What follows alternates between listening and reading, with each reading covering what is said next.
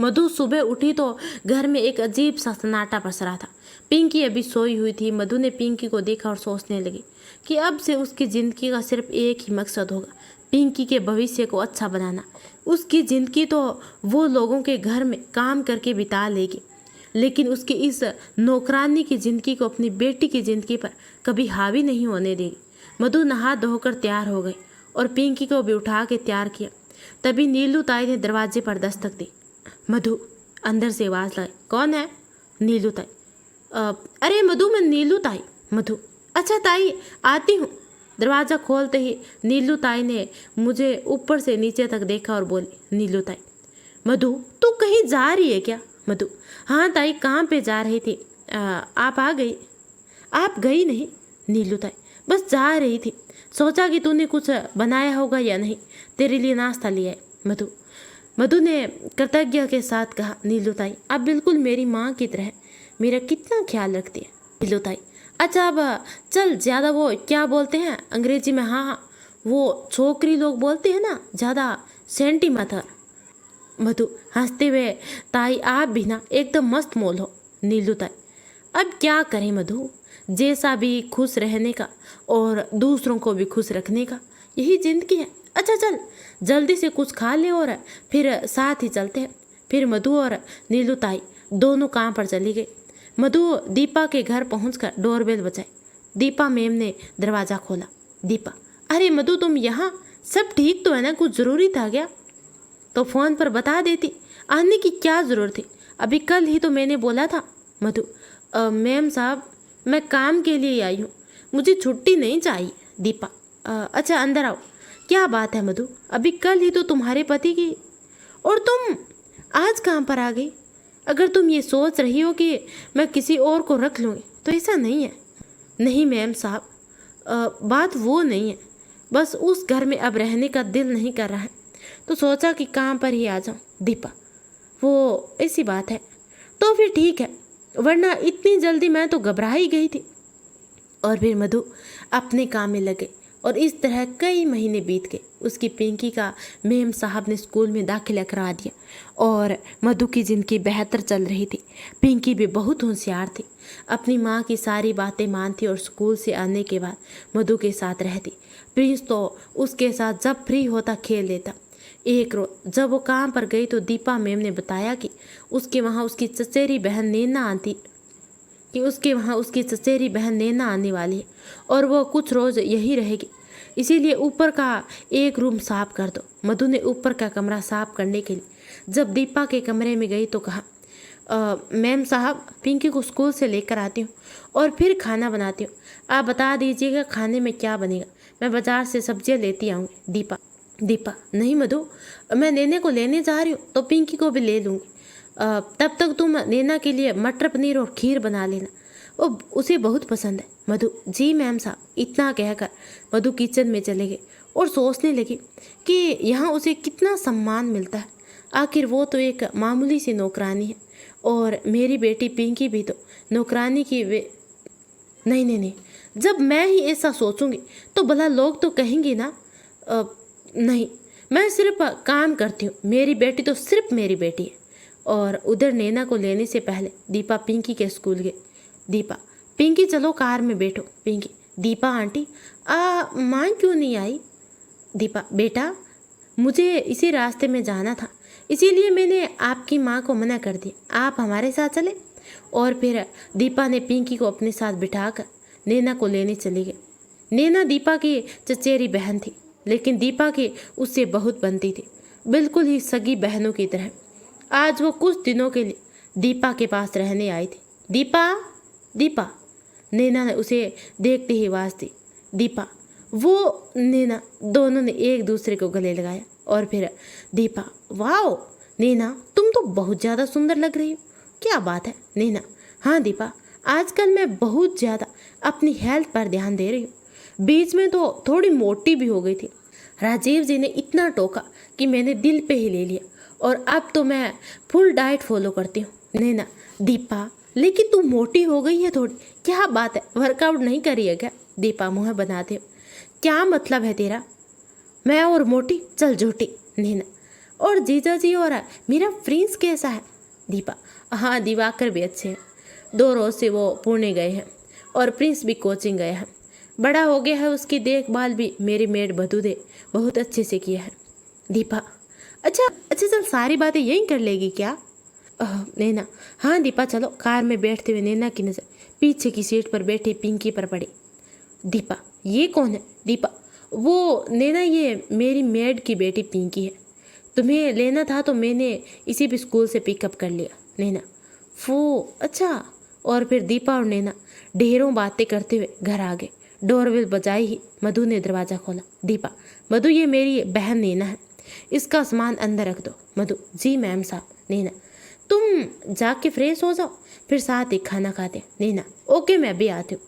इधर मधु ने पिंकी को अपने पास बिठाया और उससे पूछा: पिंकी, क्या खाएगी बेटा? माँ, आप क्या बना रही हो? मधु: पिंकी, आज मेहमान आई है ना, मैंने ढेर सारे पकवान बनाए हैं। अभी तू थोड़ी खेल ले, सब लोग खा लेंगे, फिर तुझे अपने हाथों से खिलाऊं।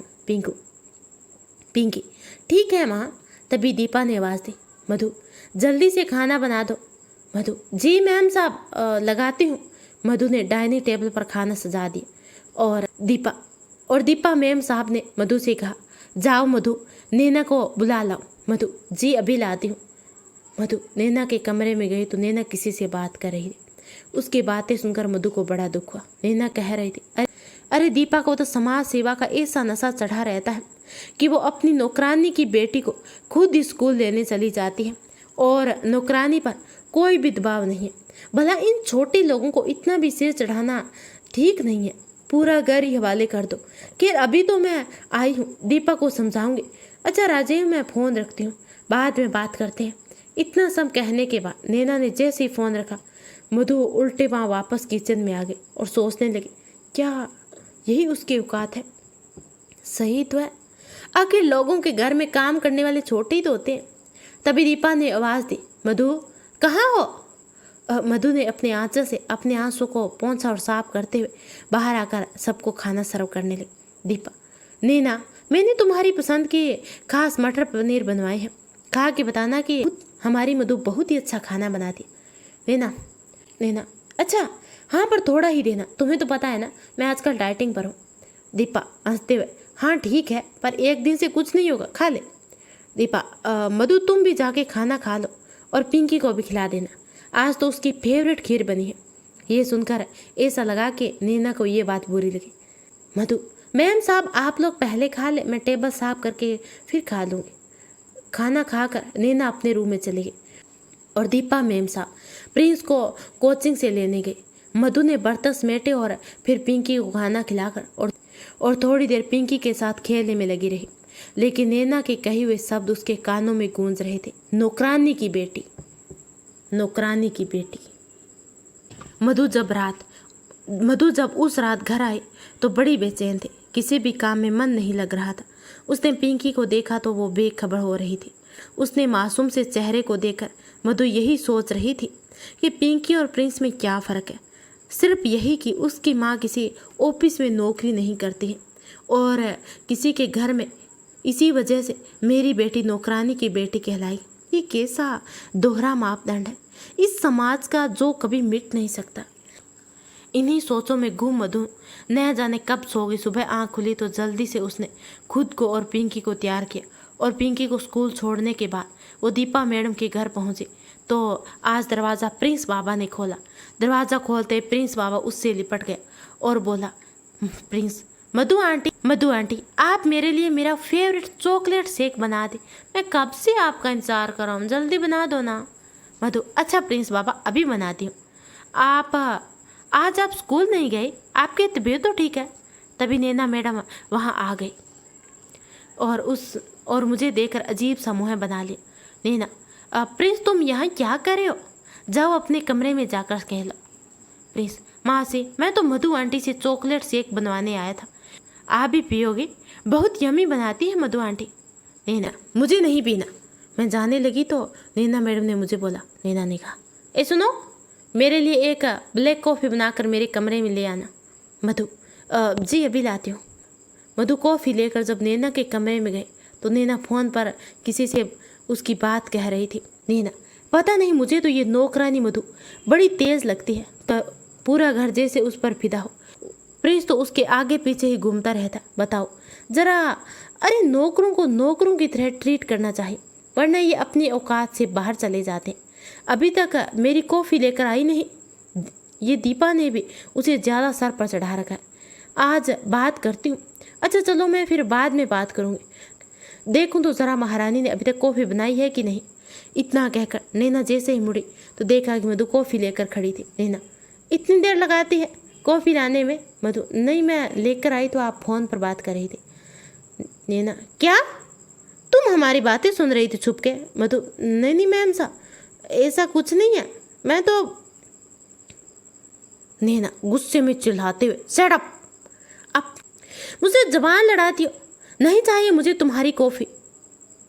मधु ने कहा, वो सॉरी मैम साहब, गलती हो गई। नैना, बच जाओ तुम यहाँ से। मधु वहाँ से किचन में गई और रोने लगी। तभी दीपा मैडम किचन में आई और मधु को रोता हुआ देखा और बोले, दीपा, मधु क्या बात है, तुम रो क्यों रहे हो? मधु अपने आंसू को पोंछते हुए, कुछ भी नहीं मैम साहब, बस ऐसे ही मन भर आया था। दीपा, तुम भी ना मधु। अच्छा, आज नाश्ते में कुछ हल्का ही बना देना। दोपहर को हमें मिसेज मेहता के घर जाना है, इसलिए तुम अपने और पिंकी के लिए कुछ बना लेना। मधु, जी मैम साहब। इधर मधु ने नाश्ता बनाकर डाइनिंग टेबल पर लगा दिया और दीपा से कहकर पिंकी को स्कूल लेने चली गई। नाश्ते की टेबल पर दीपा और नैना बैठी तो नैना के हाव भाव देख दीपा ने पूछा, दीपा, नैना क्या बात, तुम थोड़ी अपसेट लग रही हो, सब ठीक तो है? तुम्हारी तबीयत तो ठीक है? नैना ने कहा, हाँ तबीयत ठीक है, बस तुम्हारी वो 2 करोड़ की नौकरानी ने मेरा मूड खराब कर दिया। दीपा हैरत के साथ, क्या हुआ नैना? मधु ने ऐसा क्या कर दिया? नैना, वो छुप कर मेरी बातें सुन रही थी। दीपा, तुमने अपनी नौकरानी को कुछ ज़्यादा ही सर पर चढ़ा रखा है, और जब मैंने कहा कि वो मुझसे जबान लड़ाने लगे। दीपा, अरे नैना, तुम्हें कोई गलत फहमी हो गई है, मधु इतने दिनों से है, ऐसा वो क्यों करेगी? नैना, देखो, तुम्हें अपनी बहन पर नहीं यकीन, उस नौकरानी पर इतना भरोसा। दीपा, अच्छा वो आती है तो मैं उससे बात करती हूँ, तुम नाश्ता करो। कम ऑन यार, जस्ट चिल। दीपा ने किसी तरह नैना को शांत किया, पर वो सोचने लगी कि ये नैना को मधु से अचानक इतनी प्रॉब्लम क्यों हो रही। नैना ने किसी तरह नाश्ता किया और अपने रूम में चली गई। दीपा ने भी अपने ऑफिस का वर्क कंप्लीट करके तैयार होकर नैना के कमरे में गई तो नैना अभी लेटकर मोबाइल चला रही थी। दीपा, अरे नैना, तुम तैयार नहीं हुई, चलो जल्दी, लेट हो रहा है।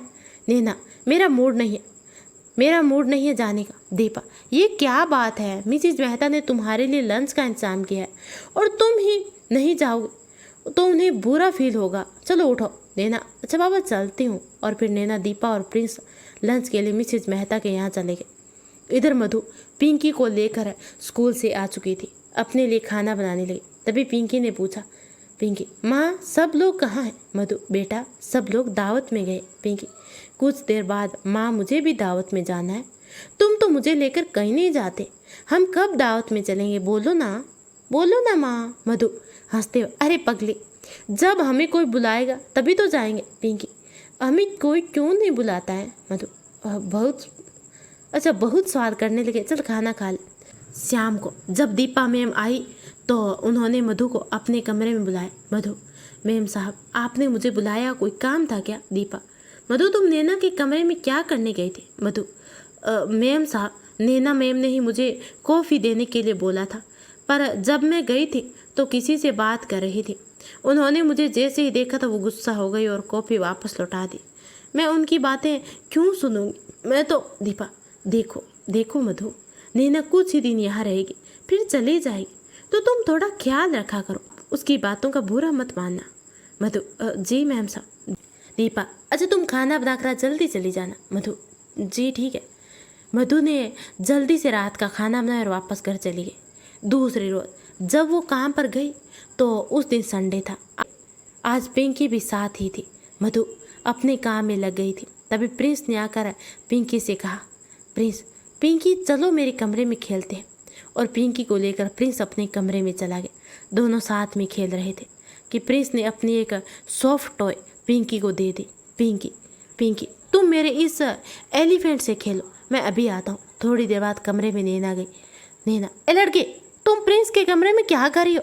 और ये खिलौने तुम्हारे हाथ में? चोरी कर रही थी? अभी बताती हूँ। पिंकी जोर जोर से रोने लगी। तभी मधु दौड़ते हुए कमरे में गई और घबरा कर पिंकी को गोद में उठाकर बोली, मधु, क्या हुआ मेम साहब? नैना, तुमने अपनी बेटी को चोरी करना भी सिखा दिया। देखो, प्रिंस के खिलौने चुरा रही थी। मधु, नहीं, मेरी बेटी चोर नहीं है, आप ये क्या कह रही हैं? नैना, अच्छा तो पूछो ये खिलौना इसके पास कहाँ से आया? पूछो। मधु, पिंकी, ये खिलौना तुमने खुद लिया? पिंकी, नहीं, वो प्रिंस बाबा ने दिया है। नैना, देखो तो जरा कैसे झूठ बोल रही है। इतनी छोटी सी बच्ची, आखिर छोटे लोग अपनी औकात दिखाई देते हैं। मधु, मेम साहब आप ऐसा मत कहे, हम कोई चोर नहीं है, मेहनत करके खाते। तभी दीपा कमरे में आती है। क्या हुआ, इतना शोर, क्या बात है? नैना तुम्हें कुछ चाहिए था क्या? नैना, अरे दीपा, ये जो पिंकी है ना, इसने मेरे प्रिंसों के खिलौने चुरा रही थी, मैंने देखा तो छुपाने लगी। दीपा, नैना, तुम भी ना, तुम्हें कोई गलतफहमी हुई है, वो खेल रही होगी, वो और प्रिंस साथ ही खेलते हैं, तुम बेकार में ही परेशान हो जाते। आओ चलो मेरे साथ, मैंने तुम्हारे लिए कुछ मंगाया था, आ गया, चलो देख लो। मधु, तुम 2 कप चाय बना कर लिया। मधु ने कहा, जी मैम साहब। चल पिंकी। तो गाइस, अब आगे क्या होगा? क्या नैना मधु को काम से निकलवा देगी? तो उसे काम से निकलवा देगी तो उसका और उसकी पिंकी का क्या होगा? ये जानने के लिए अगला पार्ट जरूर देखना जी। धन्यवाद।